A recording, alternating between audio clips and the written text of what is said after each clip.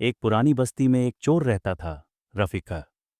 उसका चेहरा सीधा साधा और शांत लगता था, लेकिन उसके हाथ चोरी में बेहद तेज थे।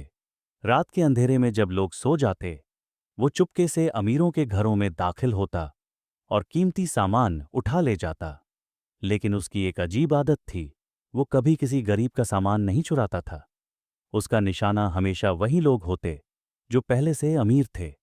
लोग कहते थे, वो चोर है पर दिल का बुरा नहीं। रात का सन्नाटा।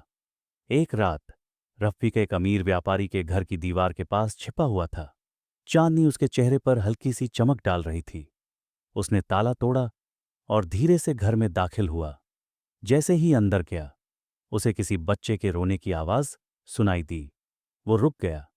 एक औरत अपने रोते हुए बच्चे के लिए दूध ढूंढ रही थी, लेकिन घर में कुछ नहीं था। रफ़ीक का दिल कांप उठा। वो वापस बाहर निकला, अमीर व्यापारी के घर से पैसे चुराए और वही पैसे उस औरत के दरवाजे पर रख दिए। सुबह जब औरत ने पैसे देखे तो हैरान रह गई। हे अल्लाह, ये रहमत कहाँ से आई? दूर से रफ़ीक ये सब देखकर मुस्कुरा रहा था। उसे ऐसा सुकून मिला जो उसने जिंदगी में कभी महसूस नहीं किया था। एक अजीब फैसला उस रात के बाद वो चोरी करता रहा, लेकिन हर बार उसका मकसद बदल गया। अब वो चोरी करता था ताकि गरीबों की मदद कर सके। धीरे धीरे पूरी बस्ती में बात फैल गई। एक ऐसा चोर है जो गरीबों की मदद करता है। लोग उसे नेकी करने वाला चोर कहने लगे। लेकिन एक दिन किस्मत ने उसका बड़ा इम्तिहान लिया। किस्मत का मोड़।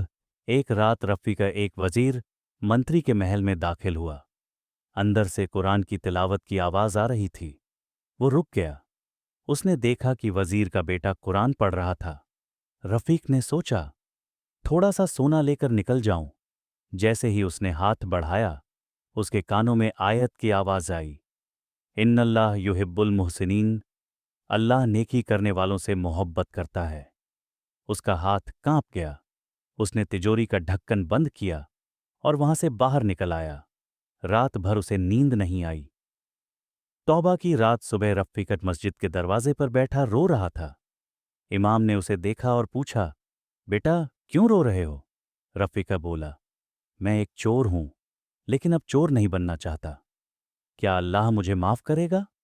इमाम मुस्कुराए और बोले, बेटा, अल्लाह के दर से कोई खाली हाथ नहीं लौटता।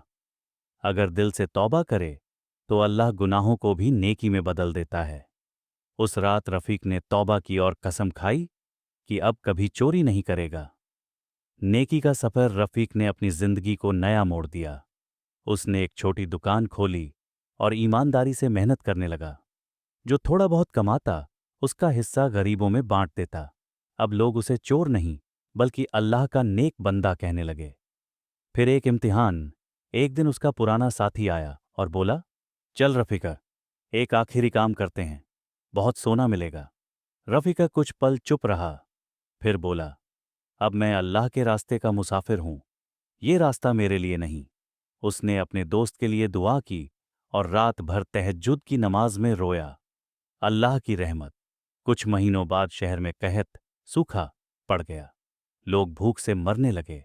रफ़ीक ने अपनी दुकान बंद की और जो कुछ था सब गरीबों में बांट दिया। लोग रोने लगे, बोले, वो चोर अब हमारी जिंदगी का फरिश्ता बन गया। आखिरी सफर। एक दिन रफ़ीक मस्जिद में नमाज पढ़ रहा था। सजदे में ही उसकी रूह निकल गई। जब लोगों ने देखा, उसके चेहरे पर नूर था, होंठों पर मुस्कान थी। इमाम बोले, ये उस चोर का अंजाम है जिसने तौबा की और अल्लाह के रास्ते पर चल पड़ा। अल्लाह ने उसे माफ किया और इज्जत बख्शी।